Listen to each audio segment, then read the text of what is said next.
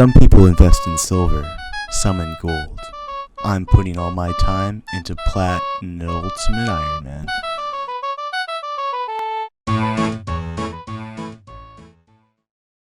Good evening, B's and G's. Today we're going to be going over the top 5 reasons why being an Ultimate Ironman is not as hard as you would expect it to be.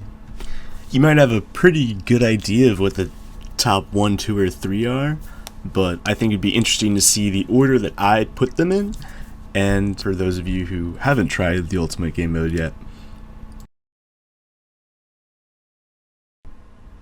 Number 5 is the death rework of all things. So back in the day, I think Iron No Bank was his name. He actually inspired the creation of Ultimate Iron Man by having a regular Iron Man, but he didn't use a bank, oddly enough. What he would do when he did like Intrana quests, he would put all his stuff on a table somewhere and just hope that no one sniped it from him as he went to Intrana, did this quest, and ran back to get all his items.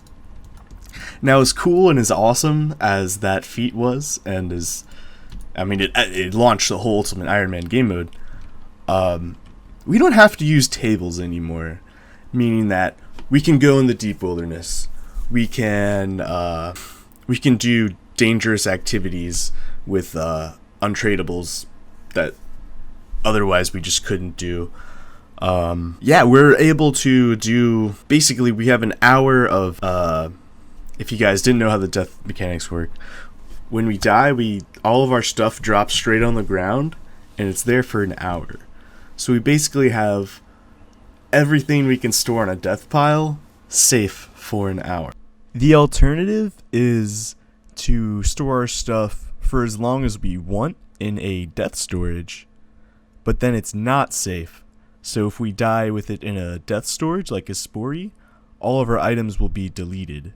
So that's not a very acceptable compromise in a lot of situations. But being able to leave a death pile for those really scary situations really just opens up a ton of content, like Theater of Blood and things like that, where we just don't want to risk a bunch of things.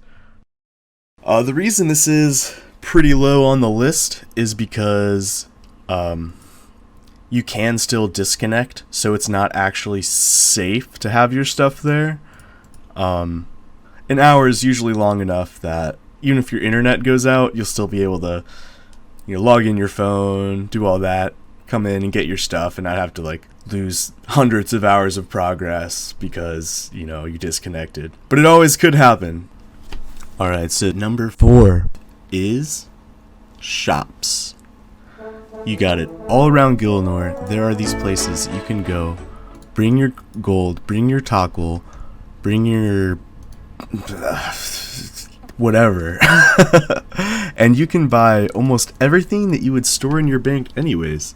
So as far as being an Ultimate Iron Man, knowing these shops and knowing where to get things when you need them can basically make it like you have a bank, because you have everything kind of at your fingertips anyways. You just get it straight from the shop instead of the banker. There's actually so many shops in Gilnor that I'm going to do a top 10 video just on shops for Ultimate Iron Man. So once that's out, I'm going to link it, I guess right here is where it'd be. And you can check that out. I think that'll be a really interesting video. One of the most famous shops is the Warriors Guild food shop from Lidio. You've got basically as many 16 HP heals as you could ever want right here. So even though you can't bank a bunch of food, you've basically got infinite monkfish level food. And then you can even put pineapple slices on the pizza he sells. Then you have a 22 healing food, and all you did was buy pineapples from charter ships and the pizza from that guy. Right next door, we've got the potion shop. So basically, we're set for Slayer and stuff. The shops just provide so much utility. And this is just seriously, just one of many, many super useful shops for Ultimate Iron Man. That'll have its own video, like I said. The reason why shops are only number 4 on this list is because they can be kind of annoying. Mostly because you also have to carry coins around. You know, the shops aren't free. You can sell stuff to shops, but since they're not free, they do kind of take a hit being on this list. See, the shops do provide you with the ability to not carry the 30 some odd runes there are in Runescape. You can just, you know, head on over to the Wizards Guild and buy them as you need them. Whatever it is that you need, you'll be able to buy them from the shop, but it's going to cost you a lot of money.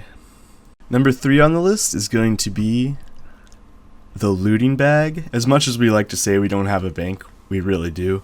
It may be very limited and have some weird restrictions, so I can't like use it, you know, as I want to. But the fact of the matter is, just being able to store some stuff, especially like those big ticket items like your Warhammer and Blowpipe and Trident of the Seas, and not be risking it, your inventory really doesn't get cluttered. The looting bag is enough for, I mean, you can have, look at this, range, spec, melee, and mage. I mean, you got the whole triangle in your bag, ready to go, plus a ton of supplies and stuff. Yeah, that the storage is really just can't be beat, and it's really what makes Ultimate Ironman doable for people who, you know, care about PVMing and getting super cool items. Alright, number 2 on the list, the runner-up is going to be, you guessed it, farming. And to be a little bit more specific, these 2 leprechauns over here.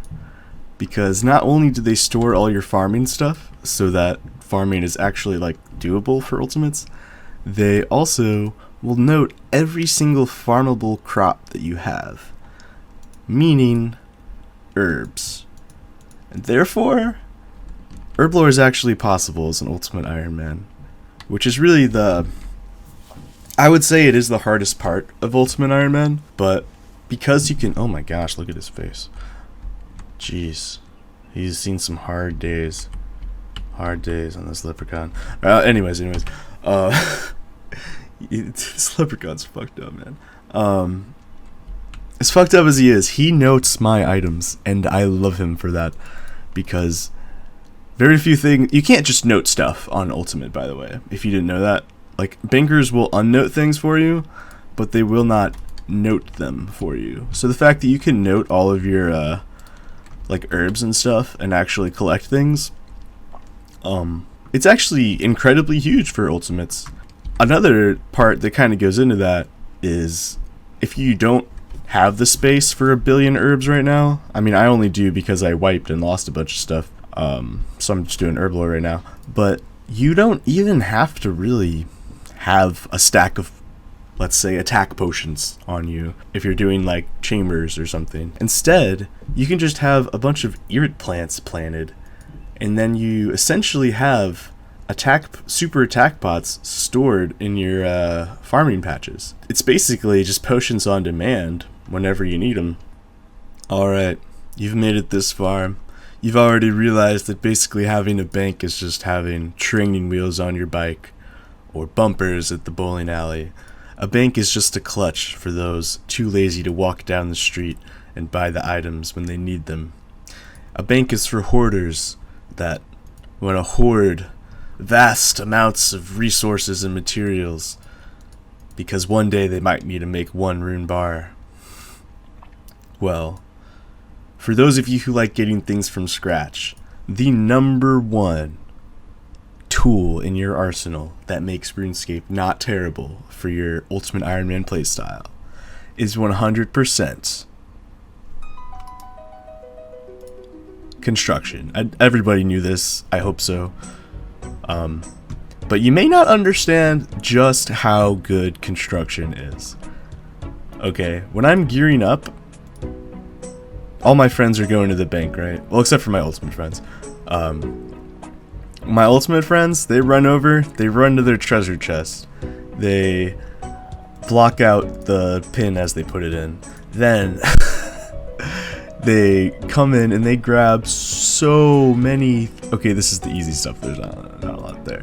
So many good items like Blessed Dragonhide boots, shields, the full set, Robin Hood hat,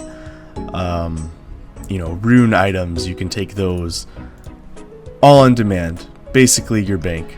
You run in, you grab your spiked manacles, those are your D boots. For a long time I even just used the climbing boots, gold, because that's what I had, and it was storable.